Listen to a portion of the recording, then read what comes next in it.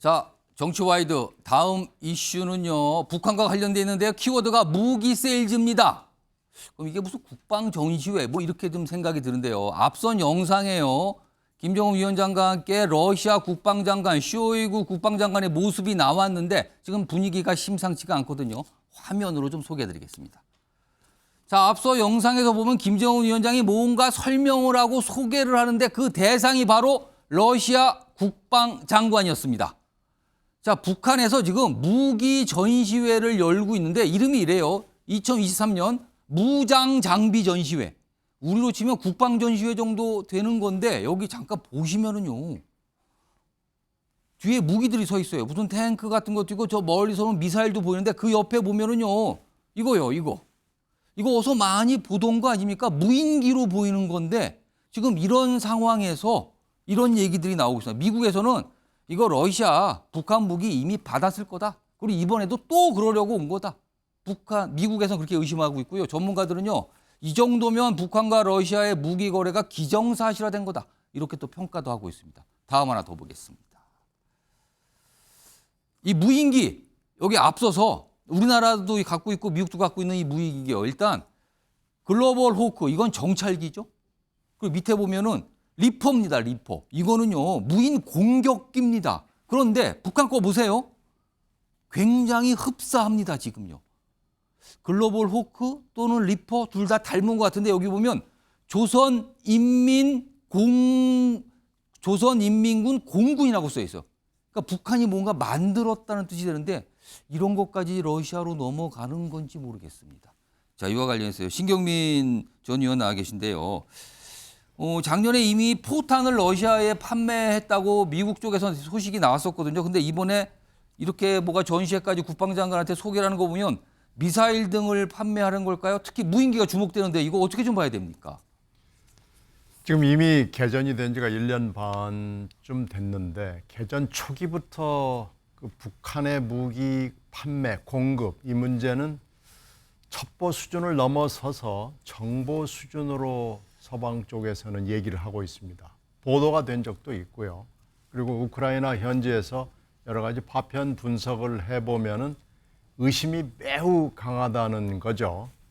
이런 걸로 봐서 이번에 특히 전승절이라고 그러는 이 정전기념일에 국방장관 러시아 쪽에서 와서 저런 행사를 하고 그걸 또 대대적으로 보도하고 있는 걸 보면은 뭔가 의미가 매우 깊다.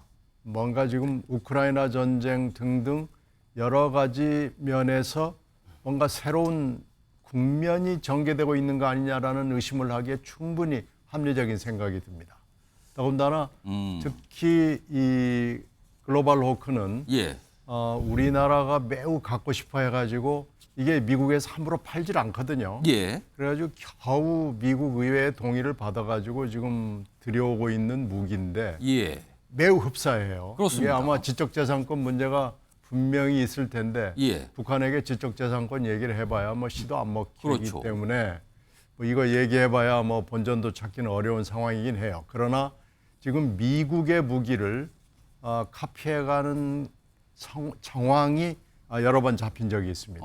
물론 북한 무기는 주로 러시아가 뭐 대개 무기 체계의 대종을 이루고 있고 한 20, 30년 전부터는 중국 무기도 많이 들여오고 있어서 러시아와 중국이 합성이 돼 있는 무기 체계 국가죠.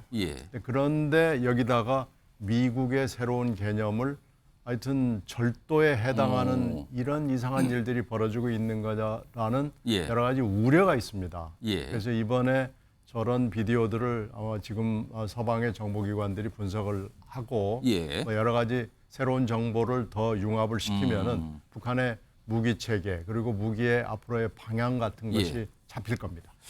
그러니까 북한이 과연 미국에서 만든 무인기와 아주 흡사한 거를 지금 내놓고 있거든요. 이게 어떻게 된 건가 이것도 궁금하고요. 그리고 앞으로 러시아가 우크라이나 전쟁에서 북한제 무기를 사용하는 건가 이것도 굉장히 주목할 지점이 될 것 같습니다. 이런 가운데요.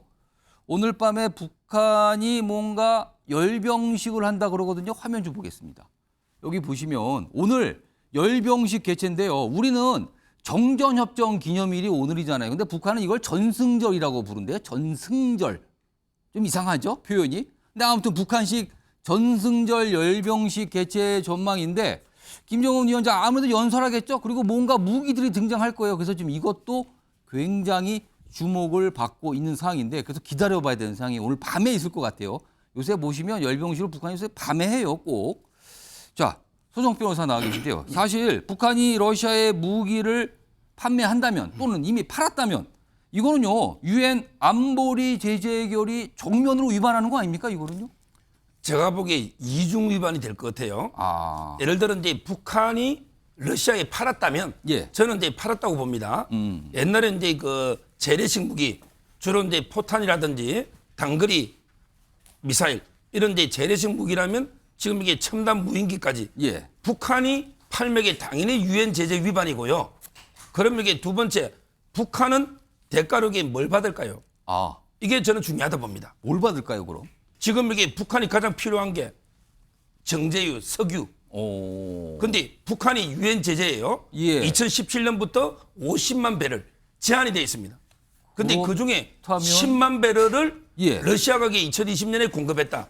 이런 게 자료가 나옵니다. 그럼 이게 중국도 공급하고 저는 이게 러시아가 북한에 석유를 공급해 주는 거 예. 이것도 이게 유엔 제재 위반일 가능성이 높다. 예. 따라서 이게 그 불법 대 불법. 지금 이게 북한이 파는 것도 불법이지만 예. 과연 이게 러시아가 그 대가로 준 거. 뭐 옛날에 러시아 백마도 주고 예. 우리 그 김주에 타고 다니는 백마 있잖아요. 아. 여러 가지게 줬는데 저는 가장 주목하는 게 석유를 지금 이게 10만 배를 20%입니다. 예. 그럼 이게 초과될 수가 있거든요. 예. 이런 부분에 대한 철저한 유엔의 조사가 필요하다 봅니다. 사실 유엔 안보리에 러시아도 포함이 됐잖아요. 그런데 안보리 결의를 이런 식으로 위반을 하는 건가? 그러면 유엔 결의라는 거는 왜 있는 건가? 늘 나옵니다. 북한 관련해서 이런 얘기가 나올 때마다요. 자, 지금 지켜봐야 될 지점이고요. 오늘 밤에 열병식이 있을 것으로 일단 예고는 됐거든요. 지켜봐야 되겠습니다. 과연 어떤 무기들이 또 등장하고 무슨 얘기가 나올지 기다려보도록 하고요.